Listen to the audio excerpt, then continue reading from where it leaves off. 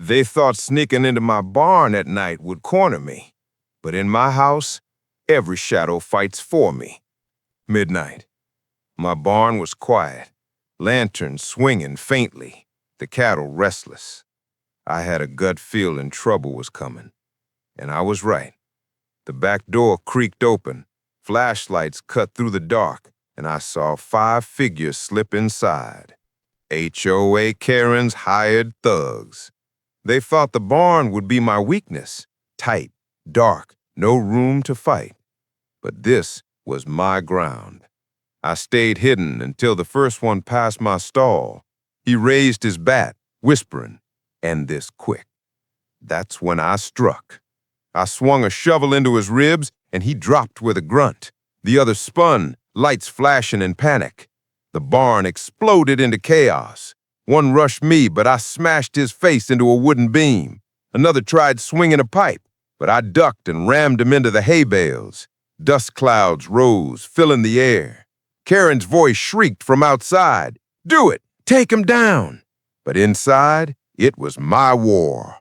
A thug lunged with a knife, blade gleaming. I caught his wrist, twisted hard until the knife clattered, then drove my elbow into his jaw. He collapsed into the straw, groaning. The last one charged from behind. I grabbed a pitchfork, spun, and shoved him back into a feed trough. Water splashed everywhere, soaking him as he choked for breath.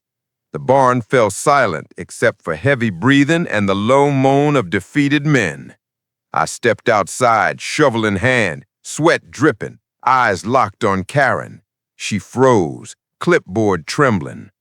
Before she could run, headlights flashed down the road. Sheriff cruisers stormed in, sirens wailing. Deputies jumped out, rifles drawn, storming the yard. Karen screamed at me, pointing at me. "He's a maniac! Arrest him!" The sheriff just laughed coldly. "Karen, your men broke into his barn with weapons. That's felony assault. You're finished." She was dragged off, kicking and screaming, while her thugs were loaded into the cruisers. I stood under the barn lanterns, chest heaving, watching the dust settle. My barn was battered, but standing, just like me. And I whispered, "This land fights with me, always." I am Liam, and trust me, the next HOA story is even worse. Subscribe now.